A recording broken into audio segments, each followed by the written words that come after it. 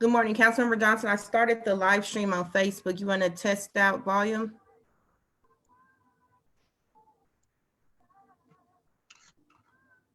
Yeah, my video didn't come back on. There we go. Let's see, can everybody hear? Yes, I can hear you good. You will probably hear Aaron as well.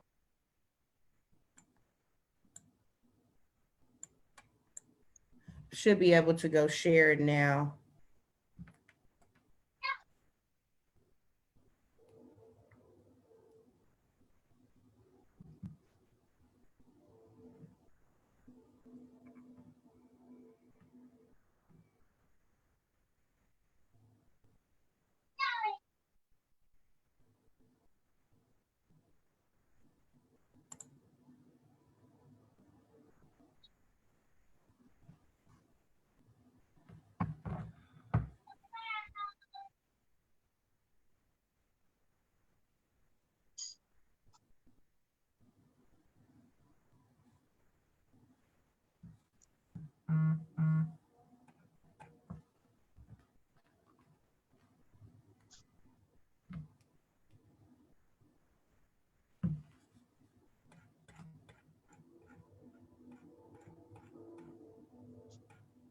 All right, there we go.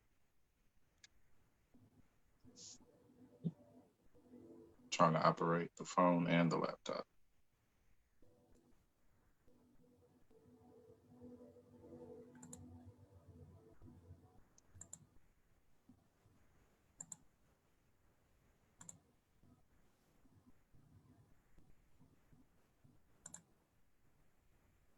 All right, I see it on Facebook.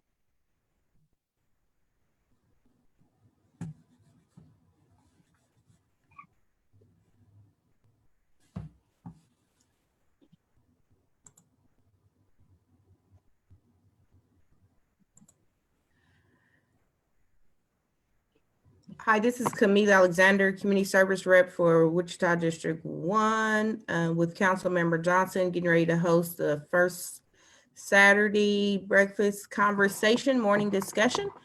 We see that we have some people who have joined us through Zoom and by calling in. We've also streamed this and connected it to be live on Facebook. We would ask that you hit *7 to mute your phone if you're not using a computer. *6, I'm sorry, *6.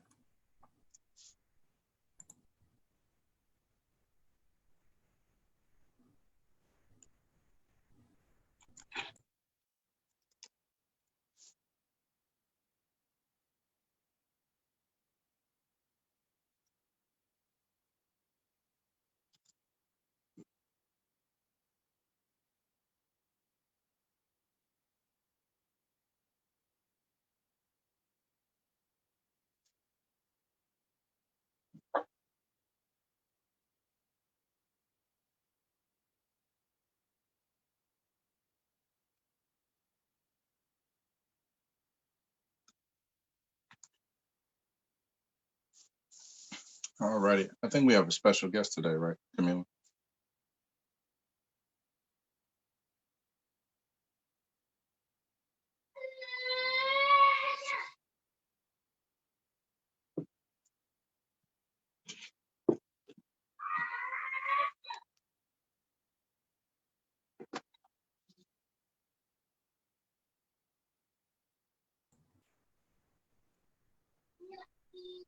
Their city staff have not joined in yet. I'll let you know when they pop in. Okay.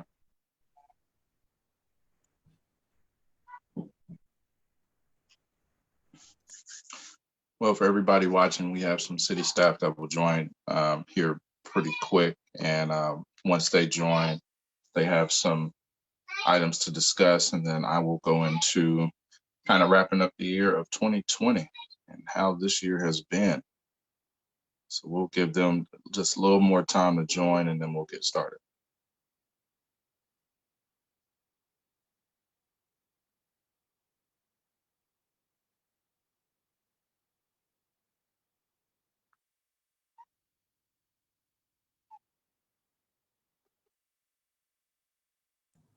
I'm gonna go ahead and do this commercial break that will repeat throughout this conversation this morning. The City of Wichita Water Department is hosting water bill relief program. Can you see that flyer? Yep. Okay. Yes. Thank you. So any City of Wichita resident that qualified last January 2020 for LEAP assistance, which is the energy assistance program that's hosted annually in our community, can now apply for $50 credit to their water bill.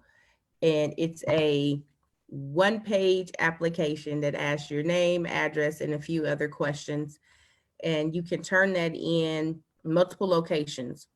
Online, there's a link under this wichita.gov water department's page. But if you go online, you have to upload your proof of LEAP assistance verification form.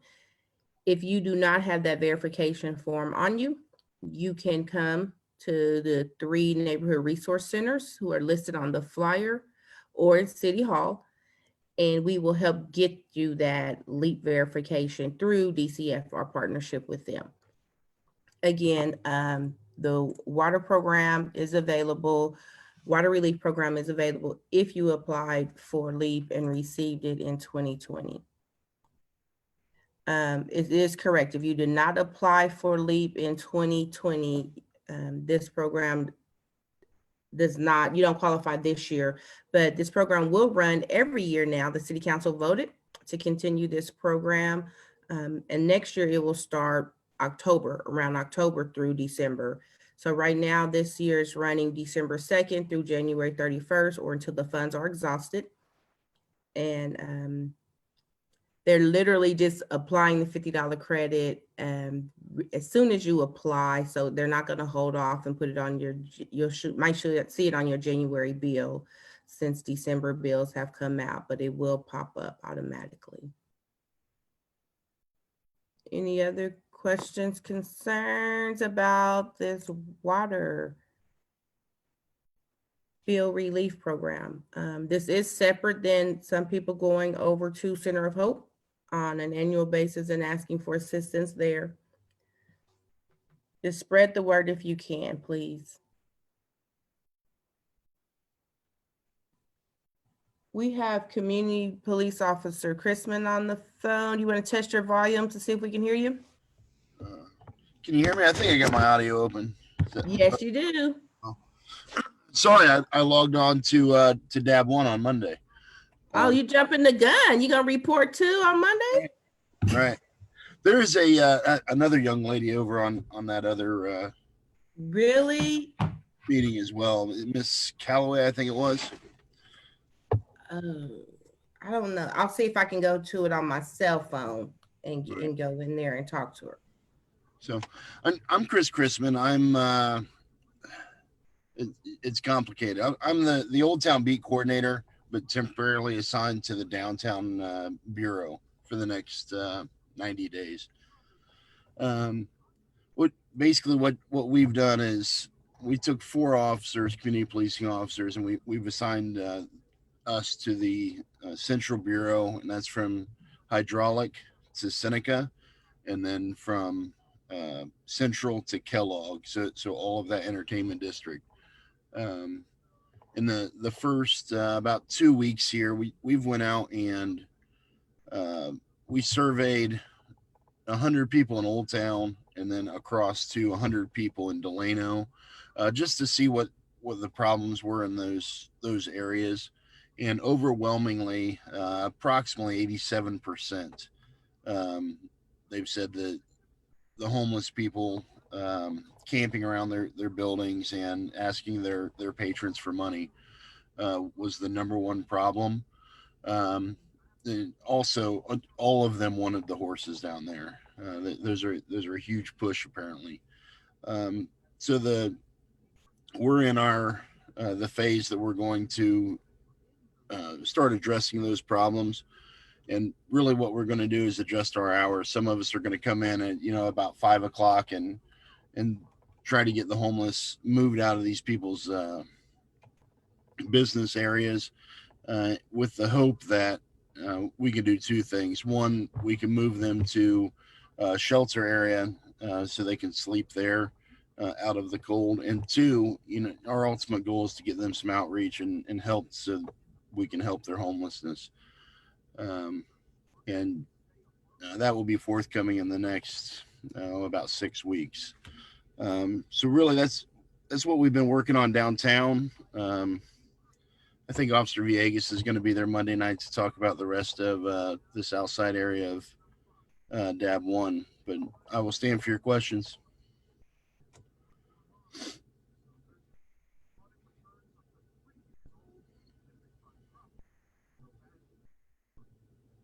Thanks, Officer Chrisman. I am checking Facebook right now. There's about a 45-second to a minute delay on Facebook, so I haven't seen any questions just yet. Okay.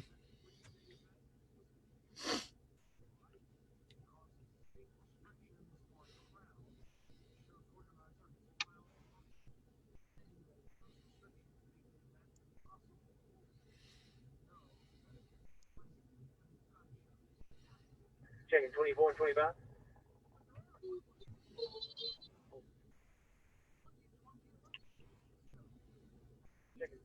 Hi, this is Camila, wanting to come in and ask you your, I could say personal or professional opinion about the 316 project. How do you think that will support and help the area? About the new hotel, the homeless shelter? Right. I've talked to the hot team officers, Officer Nate, Officer Lowe. And we work really hand in hand because I've been downtown for so long. I think that it's a great idea to be able to put all of those resources in one place, so that they're pretty consolidated now. But if we could put them one area that they can go to, and then they don't have to kind of sprawl across downtown, that Central and Broadway area. I think that 316 project's a tremendous idea.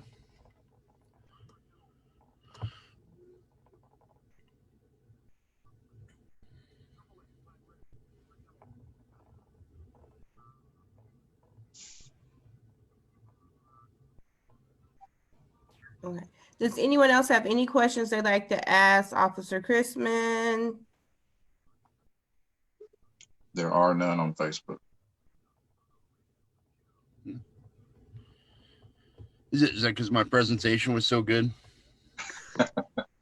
That's what that means. Right. Thank you all very much. Yeah, thanks for joining in. Thank you.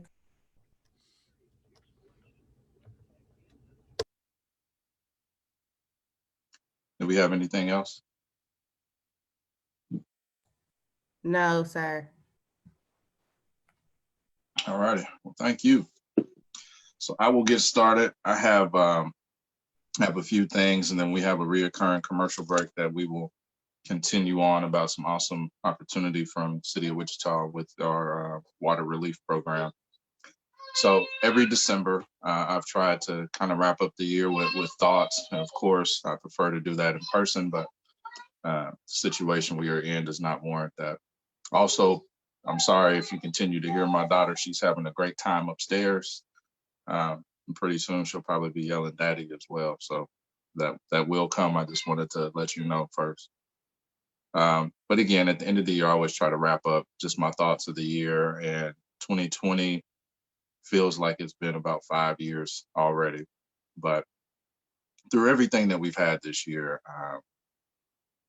I've found some inspiration in 2020. We know it's been tough. We know about the struggles that we've had, but when you think about how everything rolled out this year, it really highlighted one of the answers I gave in 2017 when I was asked as a candidate what I thought Wichita's strength was. And I said, the people. So you just think back to January, so long ago, we had the Boeing 737 MAX crisis, and we had job layoffs, the impact to the economy. We didn't know what that would look like, but literally within days, we saw an air capital commitment and all the partners that came together and said, we're going to step up and help.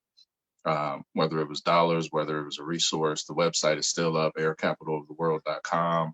People really came together to say, hey, if you got laid off, let's get you into some training. Let's get you reemployed somewhere else. We wanted to make sure we took care of our own. That was inspirational in itself. A few months later, as we were, getting into the budget discussions, COVID-19 really became prevalent. We saw it was going to be a pandemic. Many people were looking around the world about what was going on and what was going to happen here in the United States. And this has been tough as well, but immediately we saw collaboration. Our friends across the street with the county commission having conversations with the city council about what's going on, what it looks like. And, early on, there might have been a little disagreement over what should have happened, but definitely looking at working together in a way that we could do the best for our citizens. We saw citizens stepping up to help when it was dangerous to be out. And again, we didn't know where the virus was and still learning all the new science at the time.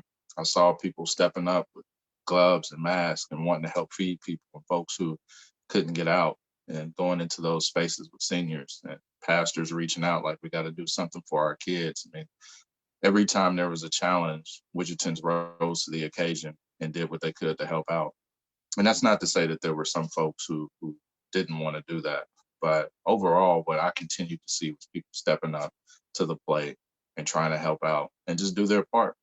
When it came down to, hey, we should wear a mask, we should social distance, still trying to support local businesses transformed into curbside opportunities, and people went to go support in a safe way. I've just continued to see Wichita step up, and I'll always say that's our strength as a city, is its people. Right after the coronavirus was hitting us from every angle, then the murder of George Floyd around this country. And here in Wichita, again, Wichitans, we had peaceful protests. There were some people who claimed differently, but our protests were peaceful. They were sustained. They continued to highlight issues that needed to be highlighted, but we had peaceful protests. We had people who cared, who came together, who made sure, again, that we were taking care of one another. We saw food lockers started from that effort, and more people caring about what was going on, engagement change. Again, a lot of good things were happening in the midst of turmoil. We saw companies start making statements acknowledging and affirming that Black lives do matter. We saw that around the city, policy changes with companies, policy changes with the city. We had businesses that decided to put their money where their mouth was and donate to causes to help out and really try to address the inequity that's in our community. That was all Wichitans. Wichitans were doing that. Again, looking out for one another. And then if you look at, I've been talking about gentrification, redlining for years. We saw even the Business Journal begin to talk about that. And there was an article I still have, I should have brought it with me this morning, that talked about where loans were going in our city and what zip codes really weren't getting those. So again, locally, our businesses, our people all began to step up and highlight these things. Now, was it everyone? It wasn't. But again, just looking at the way folks have come together and are really trying to address these things and talk about these issues has been inspiring, because I hadn't seen it before. And seeing it throughout this time was, again, a good thing to me. And then our city budget. I joked throughout this year that I've never had an email box that stayed at 1,500. And I did. We had record level of engagement on a number of issues, especially the city budget. I mean, so many emails were coming in that I could do 300 or 400 in a day and be back to 1,500, the next day. So that engagement was good. That meant people were paying attention. I'm hoping that trend continues. So again, as I've said, it was a tough year, and every challenge that came to us, we saw Wichitans step up to address those issues. So that was a bit of inspiration in a year that was really tough on all of us. And even when I had the unfortunate catching of COVID-19, there's so many people pouring out and reaching out and checking in. And I definitely appreciate that. Danielle does too, checking on our family. So again, man, Wichitans, the people are our strength. In this year, though, we've actually done quite a bit. Now, I know that COVID-19 has kind of eclipsed a lot of that, just the consistent barrage of information, which is good. We need to have that information. But there's a lot of things that happened this year that, I want to highlight that I'm happy about. And the first thing was the economic development policy revision that we made as a council. Um, Going back to 2018 in a retreat that we had, and those retreats are available online. I believe back then it was too. But, we started talking about CIDs. We talked about the fact that small businesses aren't really getting the help that they deserve. We all know small business is the backbone of this economy in this country and here locally as well. And we needed to do more for the folks who don't have millions of dollars to invest, who are really trying to start, and pick up and scale up their American dream. And we weren't doing it. And, we were having those conversations in 2018. And, I talk about the speed of government at times and how sometimes it's frustrating that things take long. But I found that even in the most frustrating of length of time, we address things in a better way. So 2 years later, our policy amendments made it more accessible for smaller businesses.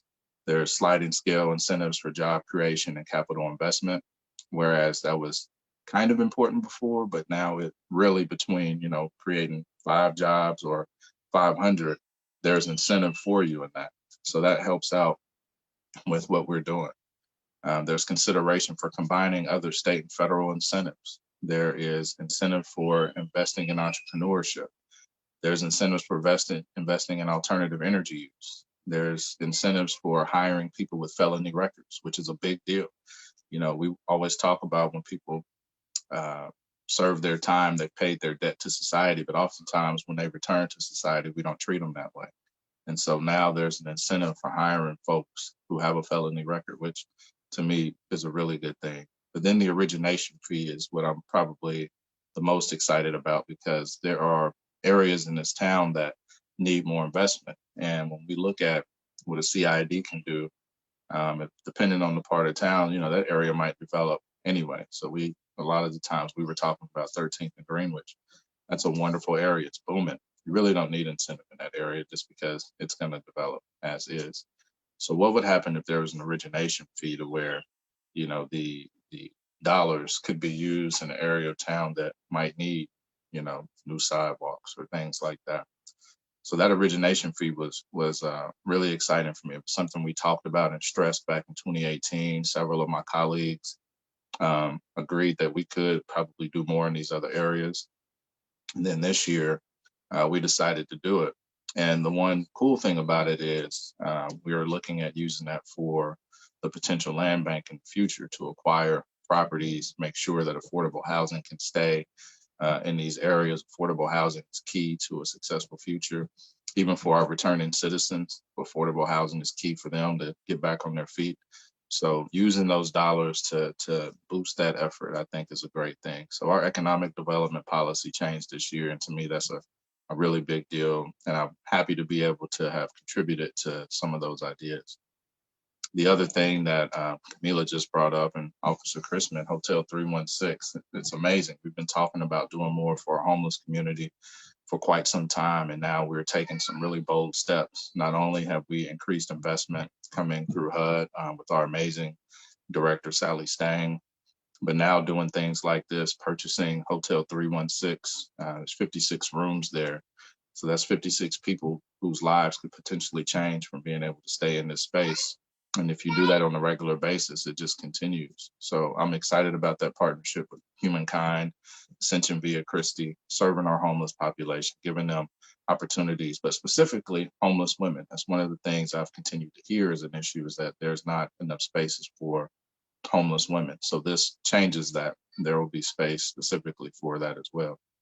So again, those are some cool accomplishments. I don't have the dollar amounts here today, but I can tell you it's increased by millions this year, investing in these different efforts.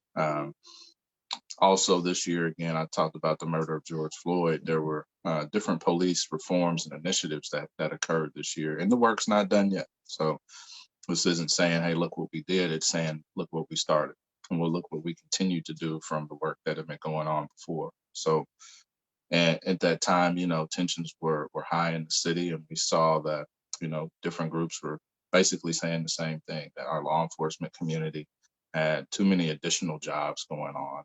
And Chief Ramsey's been talking about this for years, from the 5,000 less mental health beds that we have in the state of Kansas from the 90s. The lack of investment from the state level into these efforts has really hamstrung, help and kind of put this back on law enforcement. So what we did in August was direct the police department to start building out from that. So right now we're in talks with WSU School of Social Work, looking at getting some of those graduate students that are working on their PhDs to partner with WPD and work with, the calls that need more social workers than law enforcement.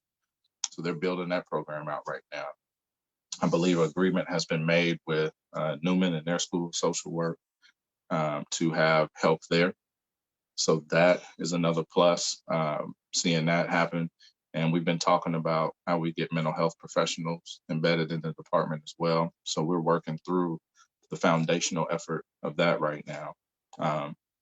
In addition to that, looking at building a restorative justice program here in Wichita, and a potential greater 2021 effort, amnesty effort here in the city. So we immediately, again, after August, started reaching out to see what we could do to improve things here in Wichita. And we reached out to the Durham City Council. I know a couple of, or actually 3 of those members, just being a part of the National League of Cities, the National Black Caucus of Local Elected Officials.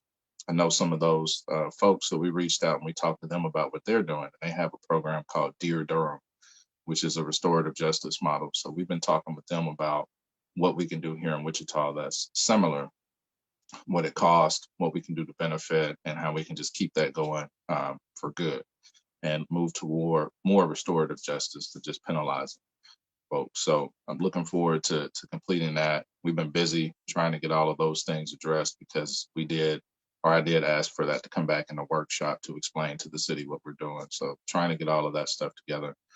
Immediately after the murder of George Floyd, we were presented with the 8th Can't Wait. We codified that in the policy pretty quickly. We were actually doing a majority of that in practice, but it wasn't in actual policy. So we made those policies, got that done, signed off on. And then we see now a new juvenile intervention with law enforcement headed by Officer Watson. Many of you know Officer Watson, great guy. Doing some wonderful work. I'm always seeing him talking to young people even before this, but now they come over to Atwater from time to time, see them talking to young people, engaging, trying to do what they can to help out, provide different opportunities and alternatives. So I'm glad to see that.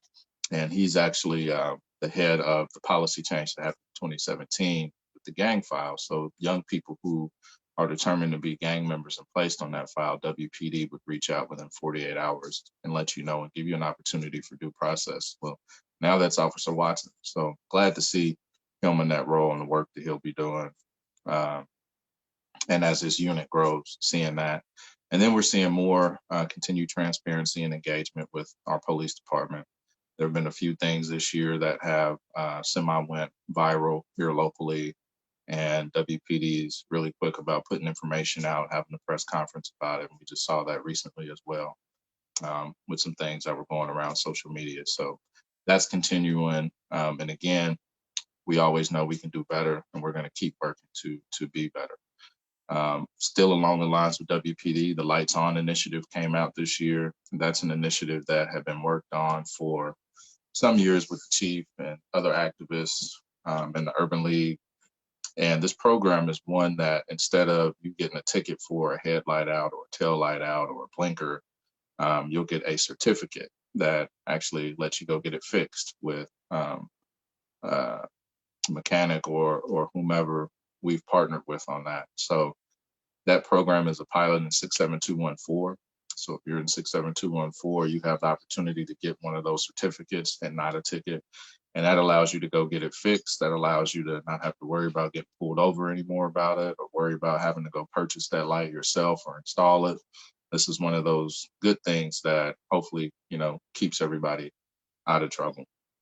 So that was a really good thing. That announcement actually happened over at the Urban League. So I was excited about that.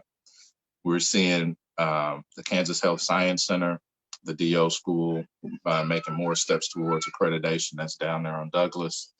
SUDA has just a really ambitious effort to transform 5 buildings downtown, get those revitalized, some new life down there. And this is one of those major efforts with the DO school, and excited for that announcement. It's at Thursday's press conference with the mayor. So if you're on social media, definitely go back and check that out. You can go to the city's YouTube page and see, but lots of good stuff there, over 800 jobs, big city impact with investment, capital investment. And then also next to that, yeah. Can I do a pause real quick and bring in a question that has to do with the new school announcement? Do you Yep. know if any development of grocery store was mentioned? It was not.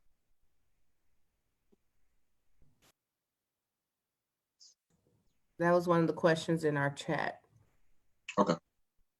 No connected grocery store at this point that I'm aware of. Most of our focus and conversation has been on the Health Science Center and the Reflection Park, the Chester Lewis Reflection Park, which is next to it, and making sure people know about that. Now, we haven't released any of the visuals publicly, but I can tell you from what I've seen, it's going to be probably the best park downtown. And that's big with NAPSCR, because I know NAPSCR is one that is growing on many who may not have liked it at first. And it's a wonderful park for those who are excited about it. I'm excited about NAPSCR Park.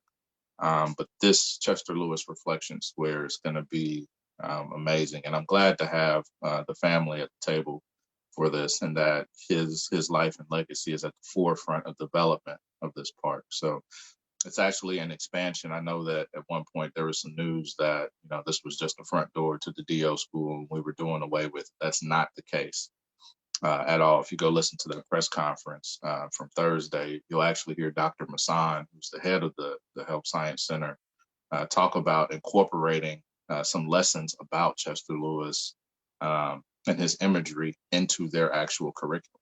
So they're invested in making sure that they honor Chester Lewis as well.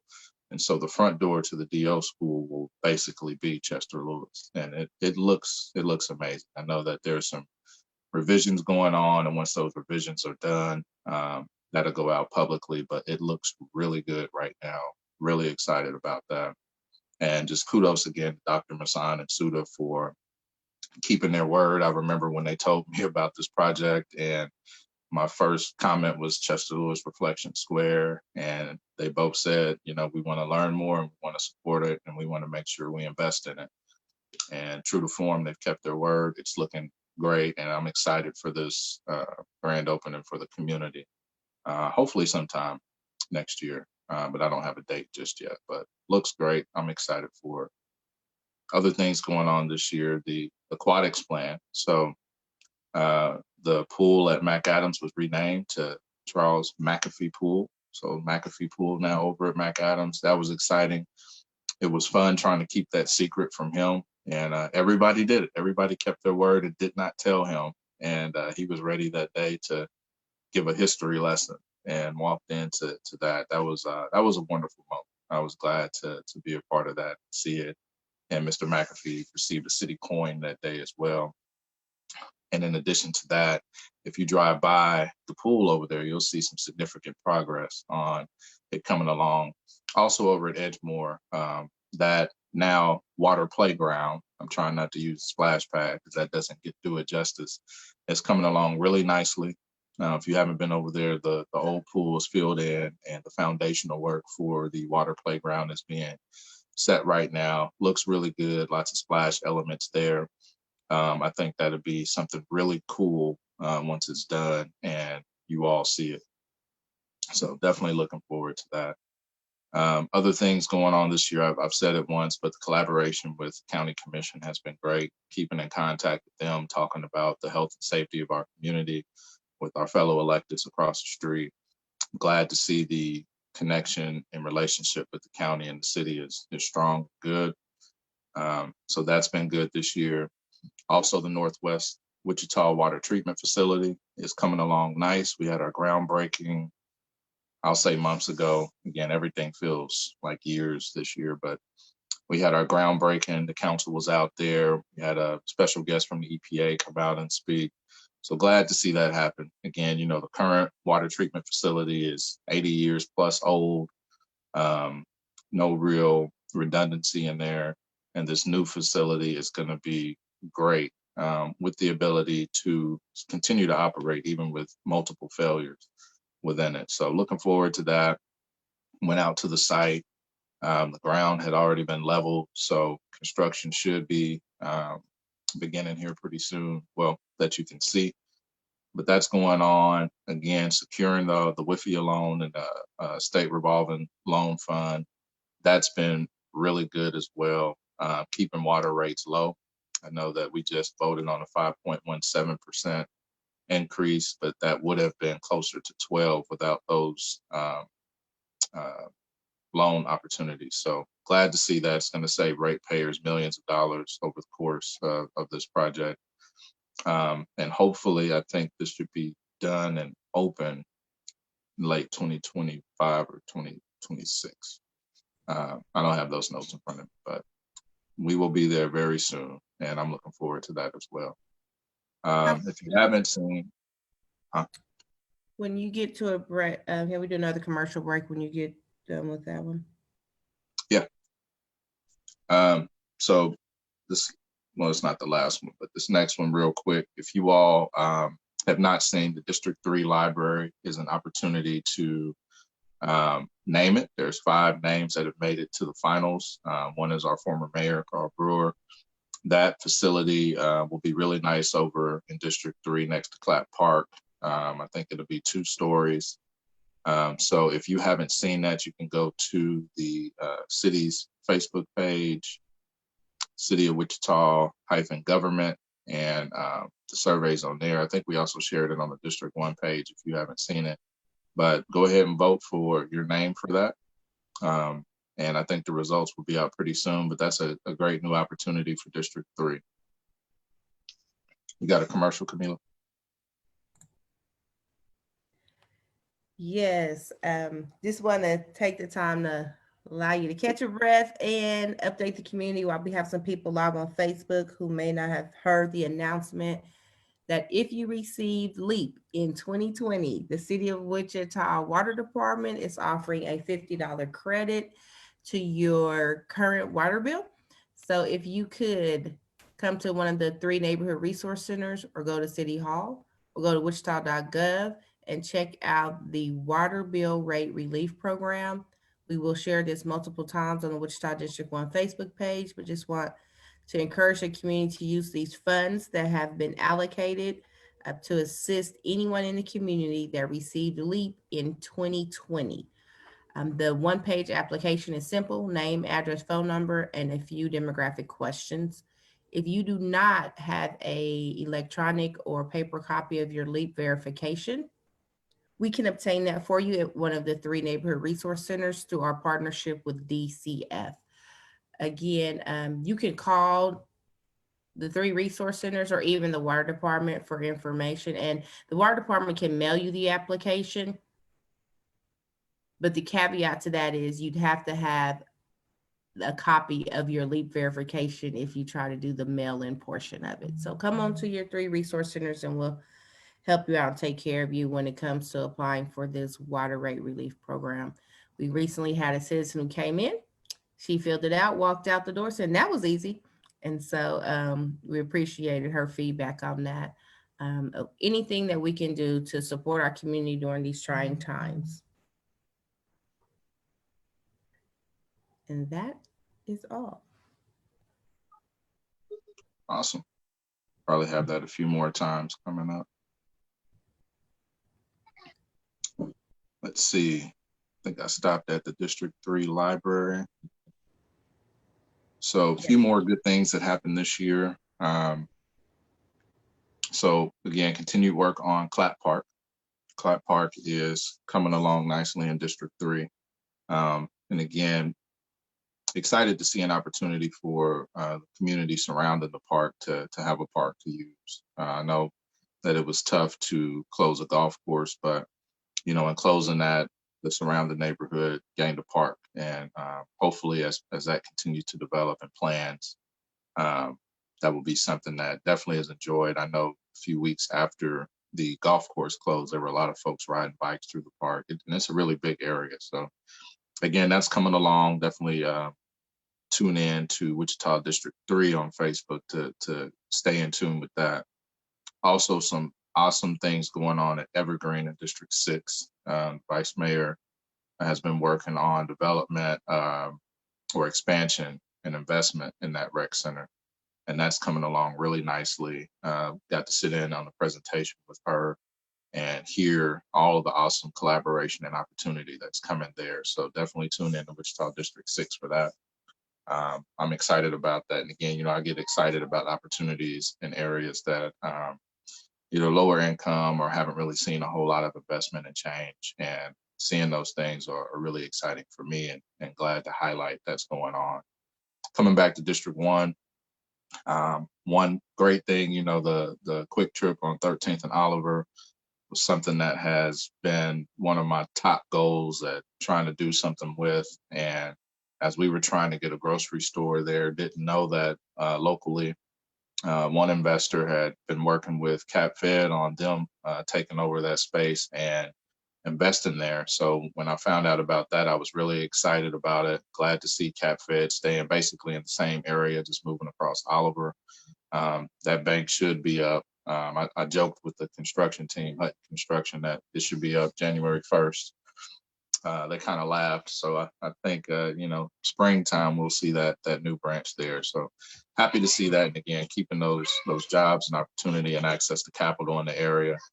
At the groundbreaking for the 13th and Oliver branch, because they tore down the old Quick Trip building, I did bring up access to capital in the area, and that, entrepreneurs or small business owners need help. And, in talking with their team, they said they were going to try their best to help out. So again, access to capital continues to be an issue in some areas, and I'm hoping this is one of those steps to deal with that. And on that same note, my frustration, cat a corner to them on the southwest corner. We saw the Title Max open up. That's a business that I'll continue to say we should not use. Those title loan businesses are cancers to communities across this country, and they prey on folks who already need help and put you in a bind. And if you can't get a quick payback, I think in a 10 or 14-day window, then they've hooked you. And once they hook you, now you're on the line for more dollars, and your title is on the line. You could lose your vehicle. It's a predatory business that definitely not happy about.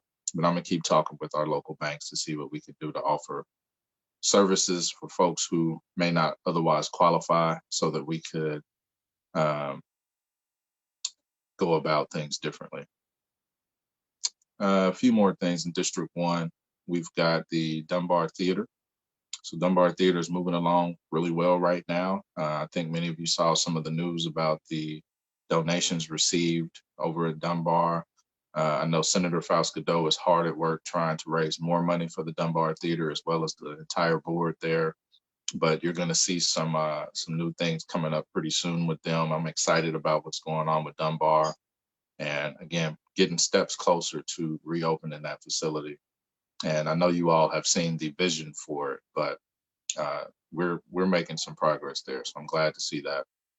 Urban League, if you didn't know, they have a new executive director, Angela Perez, making her rounds around the community, getting to know folks, talking about ideas, looking forward to partnerships there. We've met several times talking about what we can do together in the community and what Urban League's future looks like. So exciting news there. Next on the list, if you didn't know, we're a year and a couple weeks from Founders Grove's opening.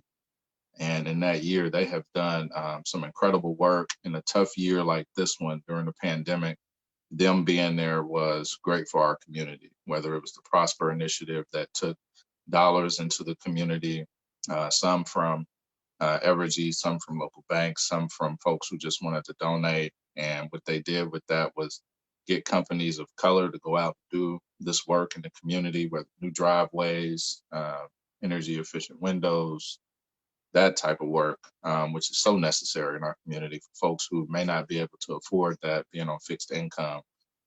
They were able to do that. And again, still having virtual classes for entrepreneurs, teaching skills. They've been doing some really good work. And I encourage you, if you're thinking about starting a business, reach out over to Founders Grove, Christina Long. If you're a teenager, somebody, a young person thinking you may not have what it takes, reach out to Marquita Atkins over there at Founders Grove as well with Destination Innovation. She does amazing work. These young people are raising thousands of dollars for businesses that they want to start, and connected to some really great advisors. So again, Founders Grove is a place to be if you want to do something in the community like that. Also with Evergy, everyone knew about what happened with the towers over in District 1. Evergy has kept their word on phase 1 thus far. When we have been talking about, removing those steel towers and replacing them with wood towers, what they did was have a public town hall. That town hall got a lot of citizen feedback from folks who reside in the area.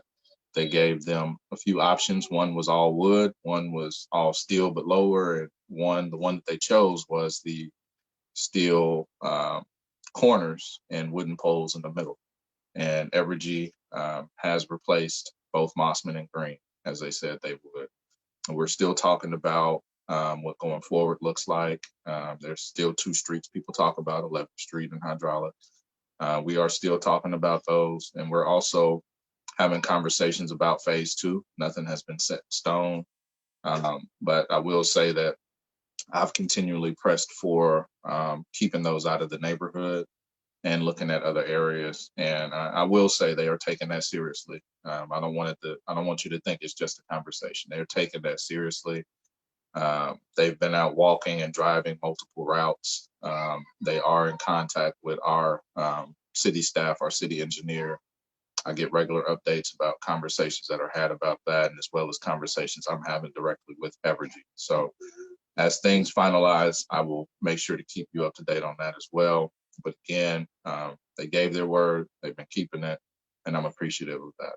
And we still talk, we still have those conversations. I've been excited about the new affordable housing pushes in our community. Some of that is not fully, public in the sense that they're not making a big deal out of it, but there have been some local developers who are tired of waiting on other folks to come invest, and they're doing it themselves and building quality affordable housing, in addition to our wonderful partners like Habitat, Mennonite, and Power CDC. These folks are saying, you know what, let's just go ahead and build these homes. We need to, and they're doing it. And I'm excited about that. We need more affordable housing in our community. Innovation Campus has really boomed this year. We've seen the hotels opened. We've seen different buildings come up. Some of those are open, more is coming. So that's been good, especially for the university. There's new development along 17th Street going on. Some of that spurned by the university. One of the things I'm actually happy about, I think it was a knock on me initially, is that I always encourage developers to work with the neighborhood. And there were some that were very resistant to that in 2018, because that's what I always said. But what I've seen on 17th Street is more folks giving me a call and saying, hey, who's the neighborhood people I could go talk to? I want to know what they want. What are some key things that we should be looking to try to bring to the area? Every time I get one of those calls, it makes me happy, because developers are starting to see it makes sense to work with the community. And even if you disagree, there are things you could do to address some of the issues. And we've seen that. I always bring up a different area, Mike Ramsey, who with Revolution, and how he worked with neighbors on concerns they had. I mean, he directly talked to them, and he did it. And, some of those neighbors came and supported his efforts on some rezoning, because he actually cares and worked with them. So I see the good in it, and it's always a good thing. It may slow things down a little bit, but it's always good when you connect with the neighborhood and see what they want, see what they need. And maybe you can bring that. And now you're developing, you'll still make your profit, but you're serving the need in the community. It's always, I think, in the best interest to do that. So I've been excited about that. And then lastly, not an accomplishment, but just one thing to address. So as you all know, back in March, we were supposed to receive the Riverfront Master Plan. We have not. I don't even think we'll be taking that up. You know, COVID and economic recovery is kind of a priority right now, as you all may assume. And so we never did take that. But one good thing that did happen with that is with all of the misinformation that was being shared about what the council was actually doing, the council has always committed to a public vote on the future of the riverfront, which included Century 2 and the library and the old library. What the council did this year with Mayor Whipple was just put a council policy that says if we are going to do anything that would significantly change that Century 2 or the library in particular, that would go out for a public vote. So we then put in policy that it would go out for a public vote. There was some confusion, I know, around binding and non-binding, and some people felt like an advisory vote was disrespectful. But you know, the truth behind that was that if there's no sales tax, no binding thing tied to it, other than telling us that's what you want, then it would be an advisory vote.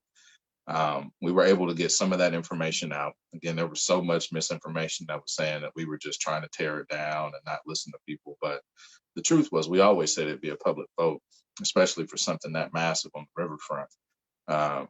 It would go out for public vote. We're still committed to that. And whenever that does come before the council, that will be the comment, I believe, from all of my colleagues is, yeah, it should go out for a public vote. So that's something the council's committed to. But I wanted to highlight that because it kind of got lost. I've been hearing a little bit more questions about it. Then there's the questions about that penumbra offer. No matter what, goes out for a public vote, whether someone has 1.5 billion that they just want to invest, or if we need a potential sales tax or something, it goes out to a public vote. So I'm glad that we did that again, just to show the public will have a say in the future of the riverfront whenever that does come back. Now, we've still got a lot of challenges before us. I won't name every challenge. We'll be here for 3 hours, but you know, economic recovery is going to be key going forward. And we need to be looking at how we can support our small business, our economy, what type of job growth we can get, what that's going to look like going forward, not only for local businesses, our citizens who depend on those jobs and that income, but also our city budget. We're going to have some tough times and some tough decisions to make. And we were just turning the corner. You know, we had the 1 year where there was some actual surplus funds, and I thought we were on our way to more of that. But again, with the pandemic, we're not. So we're going to have some tough decisions to make. But I'm still committed to making sure that you know, our quality of life is there, because that's one of the things that especially lower income people need. We need our parks. We need those program opportunities. We need those affordable opportunities. We need our arts. We need those things. And so hopefully we can continue on investing in those cultural arts, making sure, again, the quality life is there, and that those things are supported. You know, one of the first things that happened with the pandemic, after folks felt comfortable going outside, not necessarily around each other, was let's go for a walk in the park, or let's go to this park. And for those who stayed off of the equipment, you know, just walking around. So we got to make sure we take care of Parks and Rec quality of life. And so as we go forward through these things, you know, I'll be looking at that. And again, always making sure that we look at how much we can invest in social justice, those types of issues, making sure social programs are there and opportunity. So those are things coming up, and maybe some challenges. Again, supporting local businesses, finding ways to do that in a safe way. A lot of them have went to curbside, or you have your open air ICT. Definitely take advantage of that. You know, these folks are just like you and I, trying to run a business, and with all of these struggles, there's opportunities for us to still support them with gift cards or getting different products and trying to pick up things. So as we can do that, you know, it's going to be upon all of us to try to help keep our businesses open, especially the ones we love, try out new things. You know, that new income coming in here and staying in Wichita is a good thing. So those are definitely some of the challenges we have going forward, for sure. And then we've got issues coming up. things that I think you should definitely pay attention to. So if you get some time today, last week we held a workshop and we talked about places for people. I'd encourage you to go back and watch that workshop. Places for People is one of the biggest changes coming to the city of Wichita, whether it's zoning or how things operate, building those hubs where people will be able to walk, bike to in ways that are not necessarily vehicle focused, but people focused. This is something that you definitely need to pay attention to. And we had some conversations about what it means. You know, one of the part of the proposal was taking out, to speed up the process from 75 days potentially to 21, taking out the check and balance of going to MAPC or district advisory board. You got to pay attention to those things in the workshop, and then also as it goes forward. And so I definitely took issue with it and voiced that, but definitely check that out. That's coming up. Your input is going to be necessary on going forward, whether it's the 200-foot notification limit. I proposed 1,000. We'll see where we come up with that. The actual ordinance didn't have any neighborhood representation as it was written in the draft that was presented to us. And I feel like neighborhoods should have some say in what goes on development wise, whether it's just housing, which I think most of us support, single family or duplex, every now and then apartments. But, especially when it comes to any type of zone up that includes retail, I think the community should know, and community representatives should be appointed to this and have a vote, not on an advisory committee that tells you all of this, and this, and then you can kind of take that advice or not. They should have the power of a vote. And so that's what I argue for, and that's what I'm going to keep pushing for, is neighborhood representation on the actual board for the land bank, because the land bank is a part of the Places for People. We've got ethics reform coming up. Our mayor, I can't say new anymore because it's almost been a year next month, but our mayor ran on ethics reform, and that is coming along. I just saw what I believe to be a potential final draft before coming to a workshop for the community to see and for the council to discuss. I believe that will happen next month, so be on the lookout for that. And as you hear what's talked about, if you have thoughts and ideas, please make sure you email your council member or all the council members and the mayor with your thoughts on that as you hear it. But that's coming along. It's been a great discussion. We had, I believe, one retreat this year about ethics, and then from there, lots of research and reaching out to peer cities to see what they have and trying to put together a Wichita ethics package. So that's coming up. Definitely pay attention to that. If you were aware of the Diversity, Inclusion, and Civil Rights Advisory Board to the mayor that the mayor created earlier this year, that group put together a really nice document of addressing some serious issues here in the city of Wichita, and recommended the creation of an official advisory board that would be listed on the website that council members have appointment to, and that can address issues that come within diversity, inclusion, and civil rights going forward. Some of that will probably loop in with police reform. There are folks who want to serve on that board that are talking police reform with the civil rights aspect. So that should be coming up. I think the council votes on that this month, maybe. But if not, definitely by next month. And should that get approved, it will be an official city board that will have work to do going forward, and looking forward to that opportunity. And I have no doubt that it won't get approved. Also coming up, neighborhood engagement and acknowledgement. Here in District 1, we've been doing different things to try to engage. And, one of the key things I continued to say in 17 and while I've been in office is I want to see neighborhood associations empowered and grow.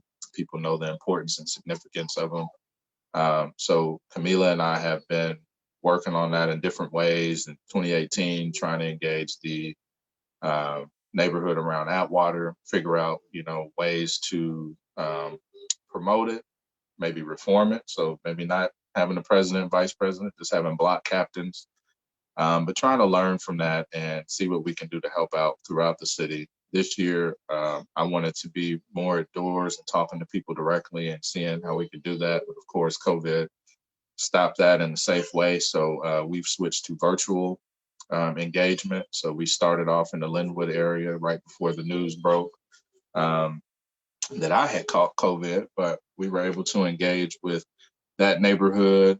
Want to see more participation, but again, that's part of the learning curve, is figuring out what we can do to get more people to engage and talk with us about those neighborhoods. And then making sure that, all of our neighborhoods are up to date on bylaws, elections, stuff like that. So come 2021, we'll be talking more about that, seeing what we could do to help out. Again, neighborhood associations, in my opinion, are the eyes and ears that, I might see something, I may not. Neighborhood association, hey, we've got illegal dumping over here, or we've been having this issue, or some of the neighbors are talking about dog fighting.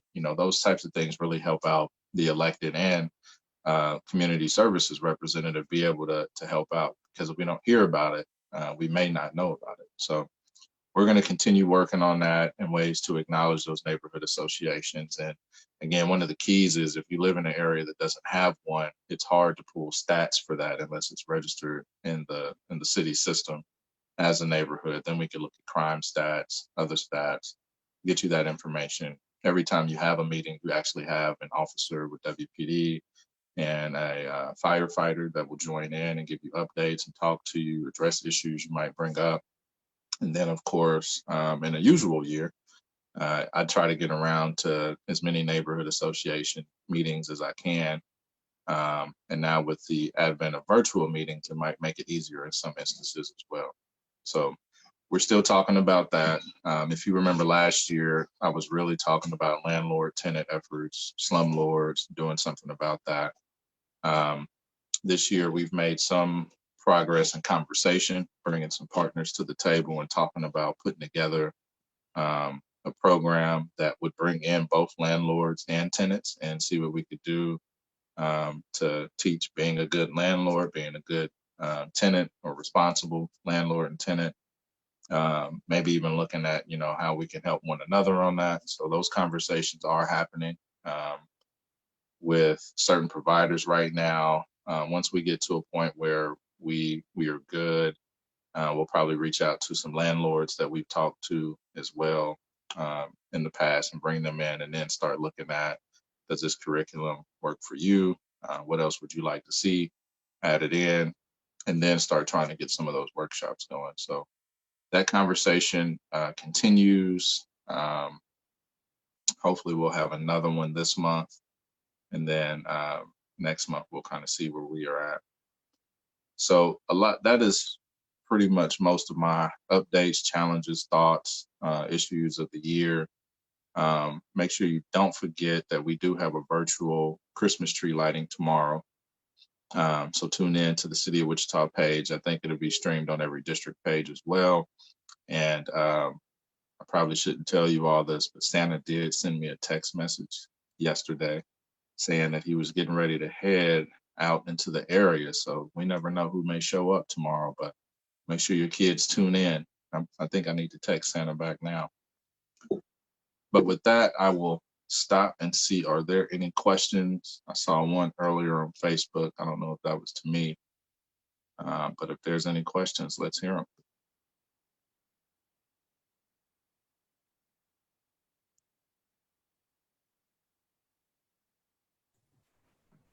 As people begin to unmute or maybe talk in the chat, this is Camila, who supports Councilmember Johnson and District 1. Just want to thank you again for allowing us to move forward in a different direction as far as growth with neighborhood associations. And just want to let everyone know the District 1 grant still has funds available. This has been 3 years now. I'm excited that people are still able to get repairs for sidewalks, tree trimming, tree removal, and some special projects. Special projects thus far have been some driveway repair and some collaborations with some neighborhood associations like a community garden. During COVID, we had to get creative with neighborhood cleanups and how we would take care of those in a safe manner, and want to thank our partnership with Wichita State through the Shocker Neighborhood Coalition, now revitalizing under University Village, under the office and direction of K. Monk Morgan. We want to thank them for their partnership. They actually have funds to mail the neighborhood cleanup flyer to multiple neighborhood associations for their cleanup.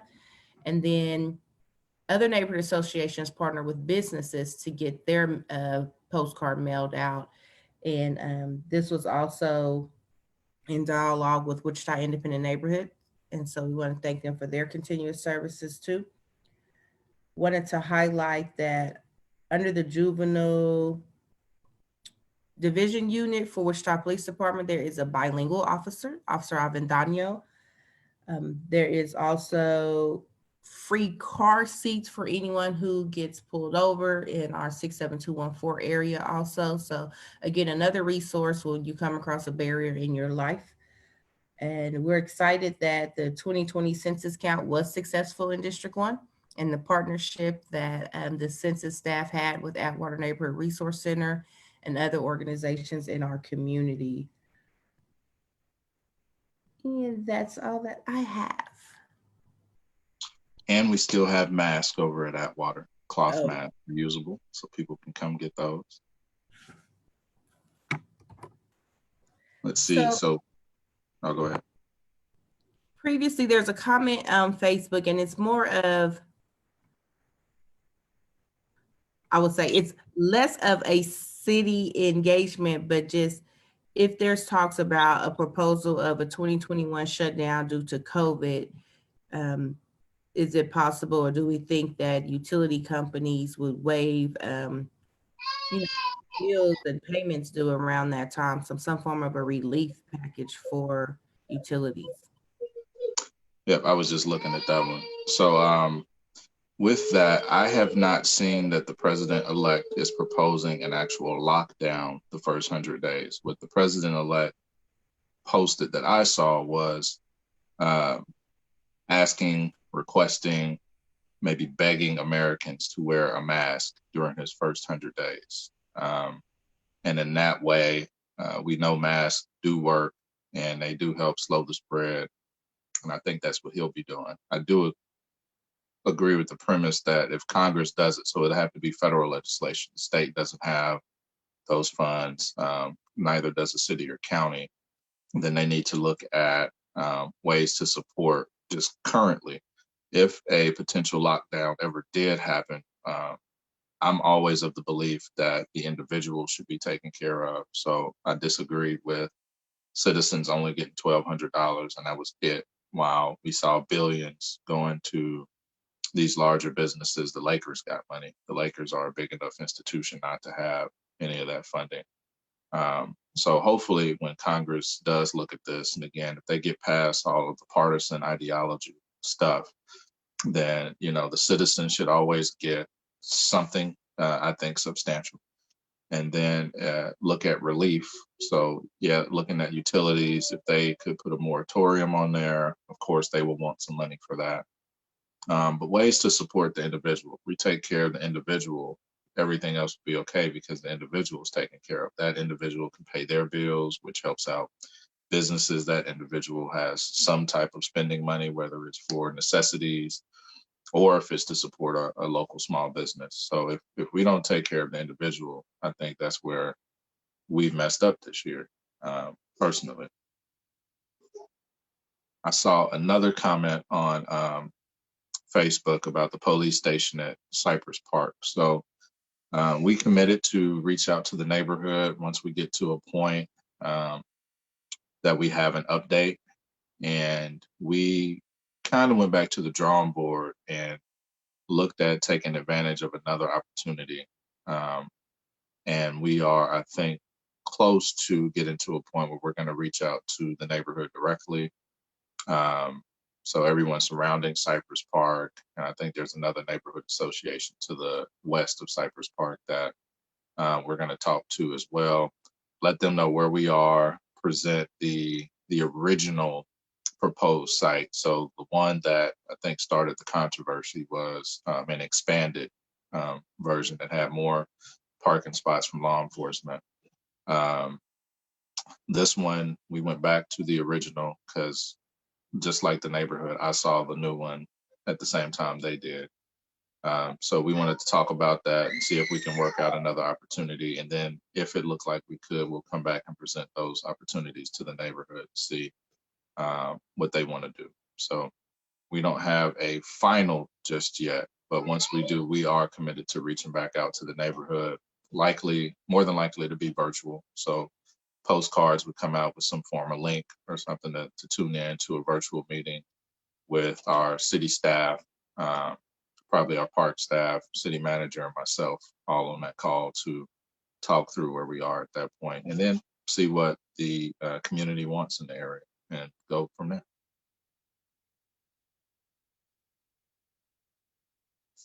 Camila, did you see any other questions? No. Anyone on Zoom want to unmute? I'm gonna call you guys out and speak and say anything. Lonnie, Dave, Mrs. Bostic. Okay, Lonnie Wright or Lonnie Barnes. And Ms. Carla. Lonnie Wright is happy. That's good.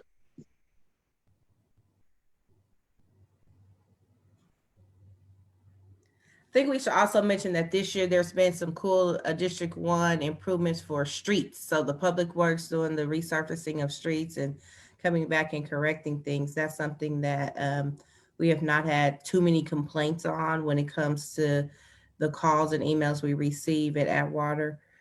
That has been supportive.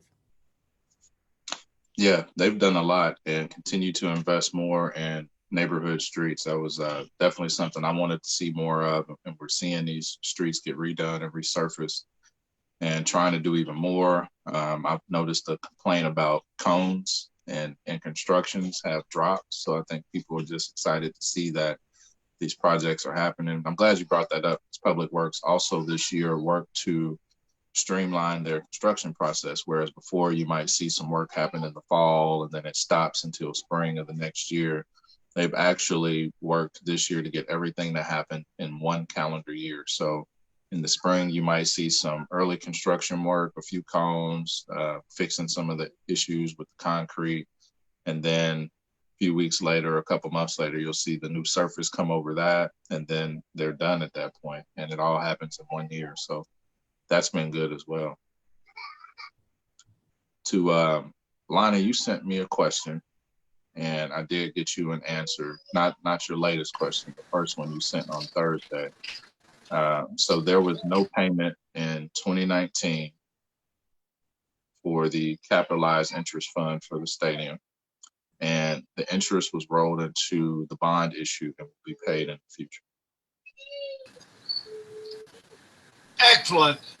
Some have been posting that the city's in trouble out of the funds, but I'm pleased to hear that no, that was planned and it's out of the bond. So thank you very much. You're welcome. Thanks for asking. No other questions on here?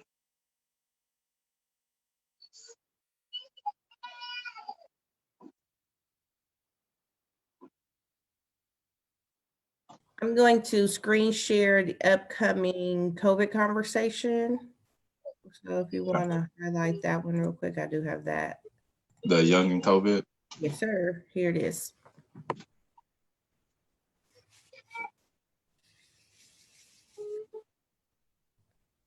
Well, maybe not. That's the railroad picture.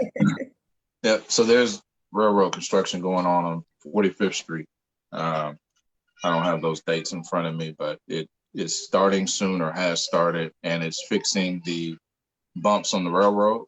Staff have been getting complaints from citizens driving over that, and that was an actual railroad issue. And to get the railroad sometime takes a little while, but finally got them on board, and that construction's happening. Oh, 37th Street also. Yep, and 37th Street. So coming up is a town hall on Young and COVID, having young folks. So I think everyone is 35 or under but just talking about COVID, the experience, what's been going on. Also probably talking about, best practices right now.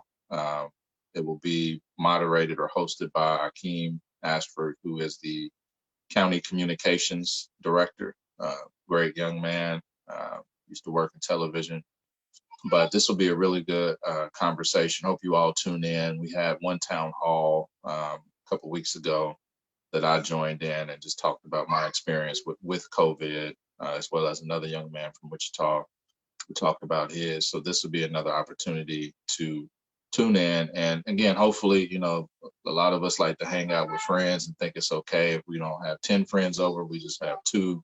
I think that's going to be talked about as well, and how, at this point, anybody could potentially have it and may not be symptomatic just yet. So definitely tune in to that.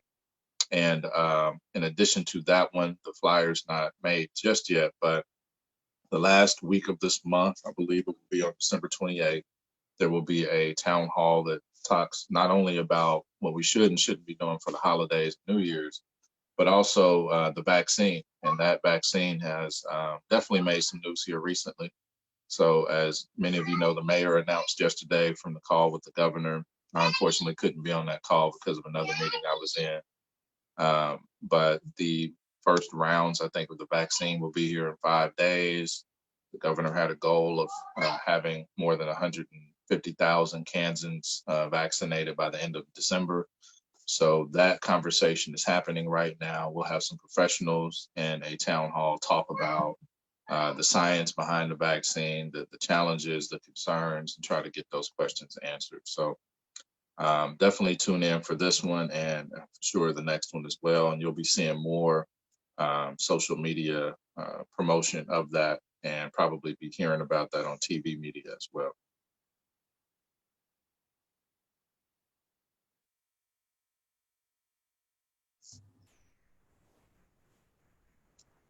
No other questions from Zoom?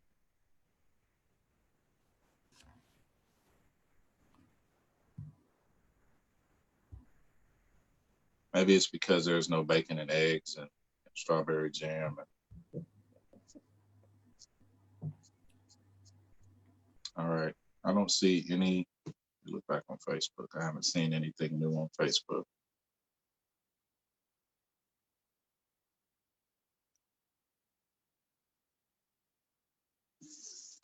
Well, I'll say 2 more things, and then if there's nothing else, one, we are still working with Representative Gail Finney on legislation in the state legislature to limit utilities' abilities to do what happened in Northeast Wichita. Those conversations are ongoing. She's organized a few opportunities to talk with Evergy and their lobbyists. So I am in full support of Representative Finney and any effort or bill that she introduces to stop this from happening. I highlighted in Topeka earlier this year that right after Evergy did that in Northeast Wichita, and everyone said it wouldn't happen again, and that was it. Another utility did it in Wyandotte. And so this was always bigger than Evergy to me. It was about the ability of utilities to do what they want to individuals, and that shouldn't happen. So definitely supportive of all of her efforts and legislation that she is working, and we will continue to support that going forward. I intend to testify either virtually or in person anytime that legislation comes up. I know Senator Fausto is working on legislation as well, not with that, but looking at ways to help out the community financially with resources and opportunity there. So that's coming up. I just want to let you all know that fight is still ongoing and will continue. But so far, so good. The gut and go happened earlier this year. Hopefully that won't happen again, but I'm confident we can make an impact supporting Representative Finney. So we're going to keep that up. And then other than that, I've told Camila at this point, going into 2021, at least through March, all of our District 1 breakfast opportunities will be virtual. I don't want to bring people back together until we know for sure that it's safe and numbers are down. see what happens with the vaccine introduction. So at least our first 3 months of the year will be virtual, maybe more depending on numbers. And again, just looking out for people's safety. And as much as I love having the in-person at Atwater and walking in and smelling the food and seeing everybody's smiling faces, I think it's not safe at this point. So our first couple or first 3 definitely will be virtual. And then once we get back started, once we see that things are okay, we'll start back off at Atwater, and I'll probably make some decisions later on, switching up the venue again, like we have been doing. But when we do finally get back started, we'll be at Atwater. Mila, have I missed anything? Not that I can think of, besides joining us Monday for the District Advisory Board meeting. All DAB members and the public will be virtual. There are 2 zoning cases, and they are posted under wichita.gov under council members page. And the meeting starts at 6 through Zoom, or you can call in. All right. Well, I think that is that's everything. Again, if you know folks who need a mask, we've got a whole lot of them over at Atwater. They come with resources in the event that you need them. But always reach out if you need help or need help finding resources. We try to connect you as much as we can. And other than that, I hope that you all have a wonderful Saturday. I see that I think our mayor is still live on a video right now. So if you have questions or anything, go jump on his video. But if not, again, enjoy your weekend. Stay safe. Make sure you're wearing your mask. Wash your hands. Soap and water, preferably. Sanitizer if you don't have it. Social distance. If you don't need to go out and just hang out, don't. And if you're looking at supporting a local business, there's a few opportunities now for gift cards, curbside pickup.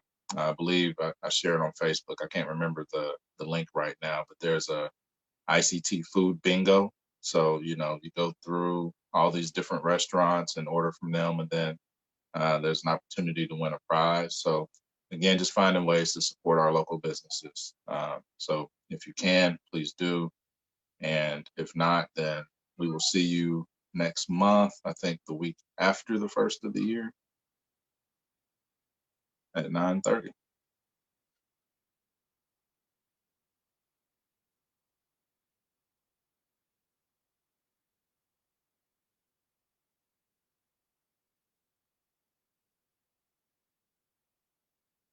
Yeah, that date is January 9th. Sorry, I was looking to see just to make sure. So January 9th, January District 1 conversation, since we're not in person.